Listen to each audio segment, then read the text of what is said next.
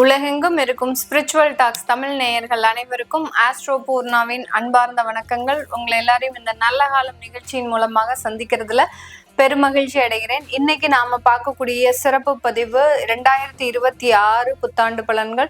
இந்த 2026 கோச்சார கிரகங்கள் அப்படின்னு நம்ம எடுக்கும்போது வருட கிரகங்கள், அதாவது ஒரு ஆண்டு முழுவதும் இருக்கக்கூடிய அந்த பொது பலன்களை நம்ம வருட கிரகங்களான அந்த குரு பகவான், சனி பகவான், அடுத்து ராகு கேது அப்படின்னு சொல்லக்கூடிய அந்த நிழல் கிரகங்களுடைய ஒரு கோச்சார தன்மையை ஒப்பிட்டு தான் நம்ம இந்த திருக்கணிதப்படி இந்த பலன்களை கணிச்சு சொல்லியிருக்கிறோம். இந்த வருடத்துல இருக்கக்கூடிய இந்த கிரகங்களினுடைய தன்மைகள் எப்பப்போ எந்த மாதிரியான ஒரு மாற்றத்தை பெறுதுன்னு பார்க்கும்போது, இந்த குரு பகவான் மிதுன ராசியில வக்ரத்தன்மையோட இருக்கிறார். வருடத்தின் தொடக்கத்துல இவர் மார்ச் மாதம் 10ஆம் தேதி அந்த வக்ர நிவர்த்தி அடைகிறார். திரும்ப இந்த குரு பகவான் தன்னுடைய உச்ச வீடான அந்த கடக ராசிக்கு, அதாவது ஜூன் மாதம் 2ஆம் தேதி அந்த கடக ராசிக்கு பெயர்ச்சி அடைகிறார். இந்த இடத்துல பாத்தீங்கன்னா அந்த குரு பகவான் மீண்டும் அதிசாரம் பெற்று பயிற்சி ஆகிறார். இந்த வருடத்துல 2 தடவை குருவினுடைய பயிற்சி இருக்கு. 6வது, அதாவது ஜூன் மாதம் கடகராசிக்கு வருகின்ற அந்த குரு பகவான் மீண்டும் 31ஆம் தேதி அக்டோபர் மாதம் அந்த சிம்ம ராசிக்கு அதிசாரம் பெற்று பயிற்சி ஆகிறார். இந்த சிம்ம ராசியில இருக்கும் போதே இந்த 2026 வருடத்துல முடிகிறது.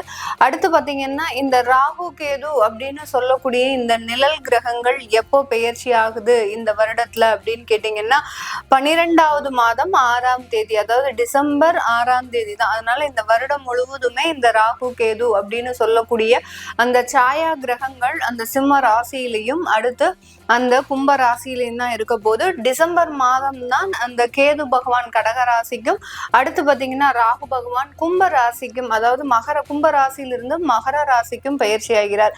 இந்த இடத்துல சனி பகவானினுடைய தன்மைகள் வேற ஏதாவது மாற்றம் பெறுதா அப்படின்னு பார்த்தோம்னா, இந்த சனி பகவான் வருடத்தின் தொடக்கத்துல, அதாவது இயல்பு நிலையில இருக்கக்கூடிய அந்த சனி பகவான் ஜூலை மாதம் 27ஆம் தேதி வக்ரத்தன்மை பெறுகிறார். அதாவது கிட்டத்தட்ட ஒரு 6 மாதங்களுக்கு இயல்பு நிலையில தான் இருக்கிறார். திரும்ப ஜூலை மாதம் தான் அவர் வக்ரத்தன்மை அடைந்து டிசம்பர் மாதம் 11ஆம் தேதி தன்னுடைய வக்ரத்தன்மையிலிருந்து இயல்பு தன்மைக்கு மாறுகிறார். இதுதான் இந்த 4 கிரகங்களினுடைய அந்த கோச்சார தன்மைகளும் மாற்றங்களும் பயிற்சிகளும். இதை வைத்துதான் நம்ம ஒவ்வொரு ராசி அன்பர்களுக்கும் என்ன மாதிரியான பொது பலன்கள் கிடைக்க போகுது அப்படின்றத நம்ம பார்க்க போறோம். இந்த சேனல்ல முதன்முறையா பாக்குறீங்க அப்படின்னா சப்ஸ்கிரைப் பண்ணிக்கோங்க, பெல் பட்டன்ல ஆல் ஆப்ஷன் சூஸ் பண்ணிக்கோங்க.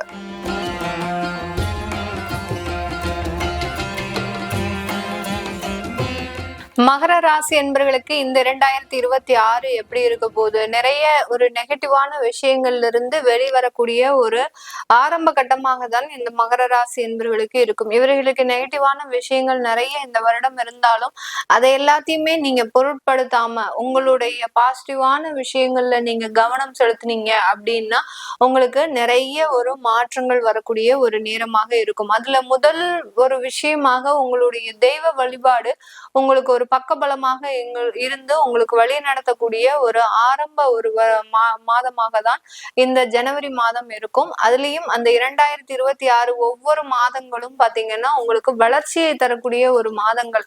அந்த வளர்ச்சி தரக்கூடிய இடத்துல யாராவது 3வது நபர்களினுடைய தலையீடு இருந்தது அப்படின்னா அங்க ஏதாவது சின்ன பிரச்சனைகள் வர்றதுக்குண்டான ஒரு வாய்ப்புகள் இருக்கு. அதாவது 2ஆம் இடத்துல இருக்கக்கூடிய ராகு பகவான் அப்படின்னு சொன்னாலே, ராகுன்னு சொன்னாலே 2வது, அதாவது 3வது நபர்களின் தலையீடு அந்த குடும்பத்துல அதிகப்படியாக இருக்கு.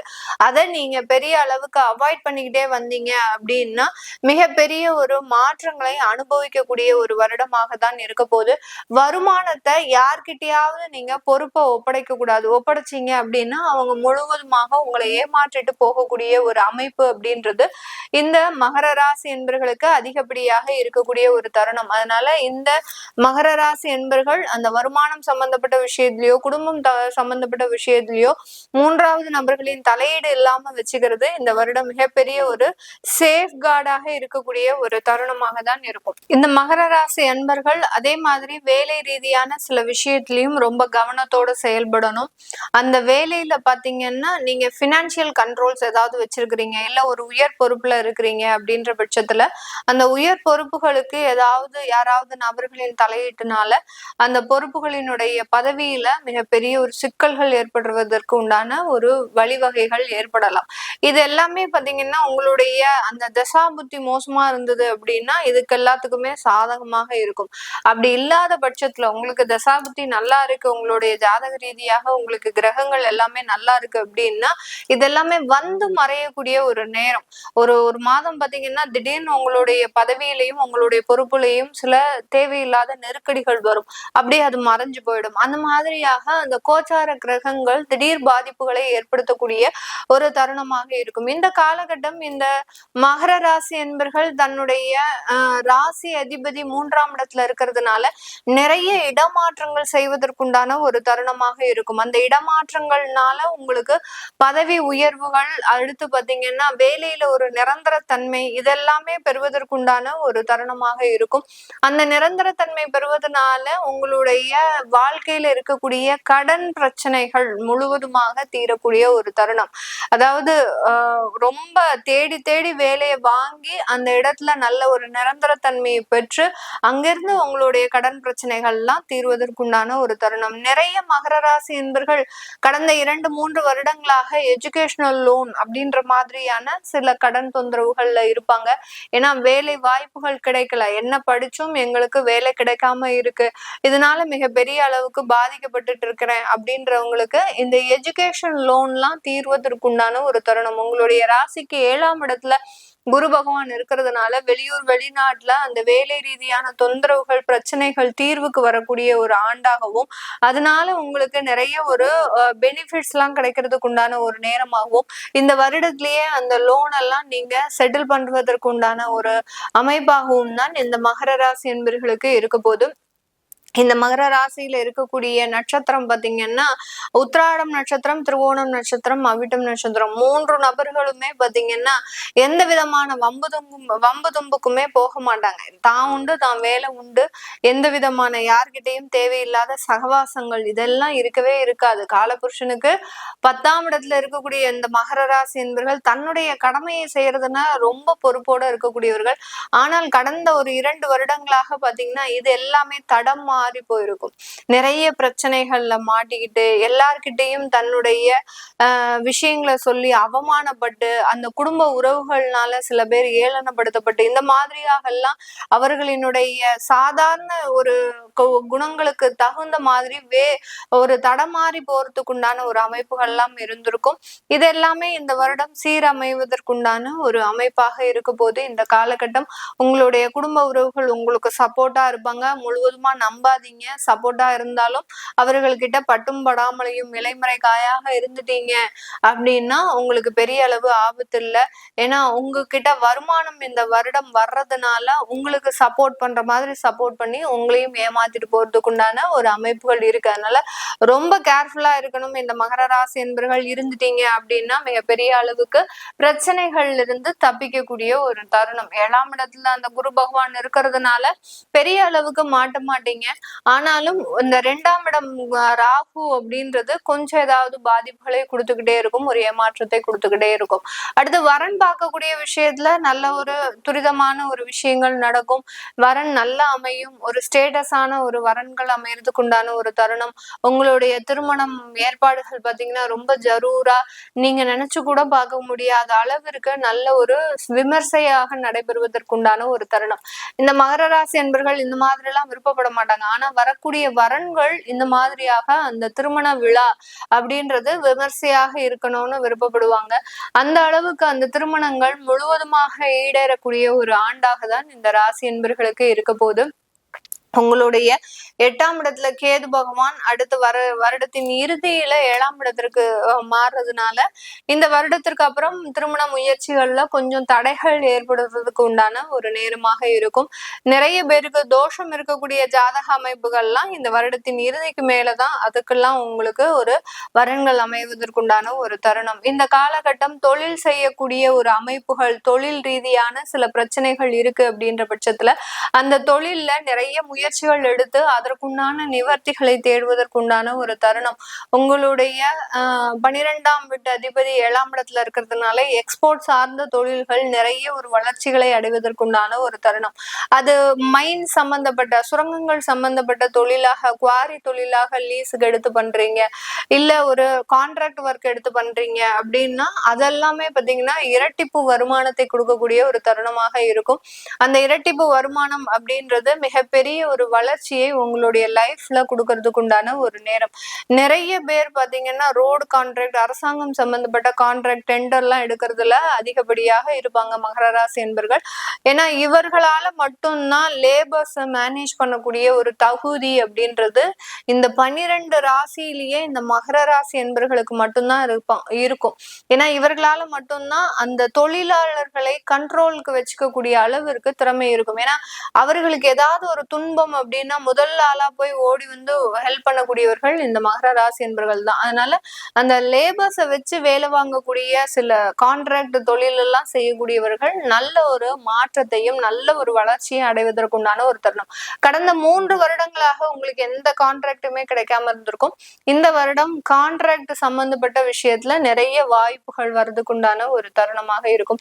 மீடியா துறையில இருக்கிறவங்களுக்கு கொஞ்சம் சில விஷயத்துல ஒரு தேவையில்லாத ரிஜெக்ஷன் அந்த மாதிரியாக எல்லாம் இருக்கும். குணச்சித்திர வாய்ப்புகள் அப்படின்றது உங்களுக்கு கண்டிப்பாக கிடைக்கும். அந்த குணச்சித்திர வாய்ப்புகளை கண்டிப்பா பயன்படுத்துங்க. அதை பயன்படுத்தும் போது உங்களுக்கு நிறைய ஒரு மாற்றங்கள் ஏற்படுவதற்குண்டான ஒரு ஆண்டாக தான் இந்த 2026 இருக்க போது. ஸ்போர்ட்ஸ்ல இருக்கக்கூடியவர்கள், விளையாட்டு துறையில இருக்கக்கூடியவர்கள், மகர ராசி என்பர்கள் எப்படி இருப்பாங்க அப்படின்னு கேட்டீங்கன்னா நிறைய பயணங்கள் இருக்கும். அந்த பயணத்துல தேவையில்லாத சில நெருக்கடிகளும் இருக்கும். நீ இந்த மாதிரிதான் விளையாடணும், இதுதான் செய்யணும், இந்த மாதிரி செய்யக்கூடாது அப்படின்றது உங்களுடைய கோச் மூலமாக நீங்க டிஸ்டர்ப் ஆகுறதுக்கு உண்டான ஒரு தருணமாக இருக்கும். அதையெல்லாம் நீங்க மைண்ட்ல வச்சுட்டு உங்களுடைய உழைப்பை மட்டும் போடுங்கள். கண்டிப்பாக உங்களுக்கு ஒரு வெற்றி வாய்ப்புகள் அப்படின்றது கண்டிப்பாக இருக்கும். உள்ளூர் போட்டிகள்ல கலந்துக்கிட்டீங்க அப்படின்னா பெரிய அளவுக்கு உங்களுடைய பேர் வெளியில வராது. வெளியூர் வெளிநாட்டு போட்டிகள்ல கலந்துக்கும் போது ஆட்டோமேட்டிக்காக உங்களுக்கு உண்டான ஒரு அங்கீகாரம் அப்படின்றது சிவப்பு கம்பள அங்கீகாரமா இருக்கும். ஒரு ரெட் கார்பெட் விரிச்சு வந்தா நமக்கு எவ்வளவு ஒரு பெருமிதமாக இருக்குமோ, விளையாட்டுத்துறையை சார்ந்தவர்களுக்கு வெளிநாட்டுல வாய்ப்புகள் அதிகரிக்கக்கூடிய ஒரு தருணமாக தான் இருக்க போகுது. இந்த இடத்துல பாத்தீங்கன்னா விளையாட்டுத்துறையை சார்ந்தவர்கள் அவர்களினுடைய உடல் நலன்ல ரொம்ப கேர்ஃபுல்லா இருக்கணும். தேவையில்லாத பழக்க வழக்கங்களுக்கு ஆளாக கூடாது. அதே சமயத்துல விளையாட்டுத்துறையை சார்ந்தவர்கள் காதல் சம்பந்தப்பட்ட விஷயங்கள்ல ஈடுபடக்கூடாது. இந்த வருடம் கண்டிப்புனா கண்டிப்பு தான். ஈடுபட்டீங்க அப்படின்னா, ஏன்னா இந்த வருடம் தான் வின் பண்றதுக்கு உண்டான ஒரு வருடமே. அதை விட்டுட்டு நீங்க வேற ஏதாவது ஒரு விஷயத்துல நீங்க இன்டர்ஃபியர் ஆனீங்க அப்படின்னா இதனால இந்த விளையாட்டுத்துறை மிகப்பெரிய அளவுல பாதிக்கப்பட்டுரும். ஏன்னா கடந்த 2-3 ஆண்டுகளாக வாய்ப்புகளே இல்லாமல் இருக்கக்கூடிய இந்த மகர ராசி என்பர்களுக்கு இந்த வருடம் ஒரு வாய்ப்புகளை நோக்கி நீங்க பயணிக்கக்கூடிய ஒரு தருணம். அதனால இந்த இடத்துல டிஸ்ட்ராக்ட் ஆகாம அந்த திருமணம், காதல் இதெல்லாமே பாத்தீங்கன்னா இந்த வருடத்துல முழுவதுமா ஒத்தி வச்சிருங்க. வச்சுட்டு உங்களுடைய விளையாட்டை மாத்திரம் பாருங்க. கண்டிப்பாக வெற்றி பெறக்கூடிய ஒரு தருணமாக தான் இந்த 2026 முழுமையான ஒரு முன்னேற்றங்களை கொடுக்கறதுக்குண்டான ஒரு தருணம். 2026 இறுதியில அந்த ராகு பகவான் உங்களுடைய ராசிக்கு வர்றதுனால சில மன ரீதியான குழப்பங்கள், சில இடத்துல முடிவெடுக்கிறதுல ஒரு சஞ்சலப்படக்கூடிய ஒரு தருணம்லாம் இருக்கும். அதெல்லாம் நம்ம அப்புறமா பாத்துக்கலாம். அது வருடத்தின் இறுதியில தான் வருது. ஏற்கனவே நீங்க ரொம்ப தெளிவான முடிவுல இருக்கக்கூடியவர்கள் மனம் சஞ்சலப்படுது அப்படின்னா நான் முதல்லயே சொன்ன மாதிரி தெய்வ வழிபாடு பண்ணுங்க. மிகப்பெரிய அளவுல மாற்றங்கள் இருக்கக்கூடிய ஒரு தருணம். நோய் சம்பந்தப்பட்ட பாதிப்புகள்ல இருந்து வெளிவரக்கூடிய ஒரு ஆண்டாக தான் இந்த 2026 இருக்க போது. வயது மூத்தோருக்கு இருக்கக்கூடிய சில கண்டங்கள்லாம் நிவர்த்தி ஆகக்கூடிய ஒரு தருணம். 7ஆம் இடத்துல குரு பகவான் இருக்கிறதுனால எந்த விதமான ஒரு பிரச்சனைகள் வந்தாலும் அதிலிருந்து நிவர்த்தி செய்யக்கூடிய ஒரு ஆண்டாக தான் இந்த 2026 இருக்கும். அதாவது குழந்தைகளை விட்டு பிரிந்த பெற்றோர்கள் மீண்டும் குடும்பத்தோடு சேர்வதற்குண்டான ஒரு ஆண்டாகவும் இந்த 2026 இருக்க போது. இது எல்லாமே நம்ம கோச்சார நிலவரப்படி பலன்களை கணிச்சு சொல்லியிருக்கிறோம். உங்களுடைய சுய ஜாதக தசாபதி பலன்களை பார்க்கணும் விருப்பப்படுறவங்க கீழே இருக்கிற நம்பருக்கு வாட்ஸ்அப்ல அப்பாயின்மெண்ட் வாங்கிக்கிட்டு நீங்க கன்சல்ட் பண்ணிக்கலாம். உங்களிடமிருந்து விடைபெறுவது உங்கள் ஆஸ்ட்ரோ பூர்ணா. எல்லோருக்கும் இனிய புத்தாண்டு நல்வாழ்த்துக்கள். நன்றி, வணக்கம்.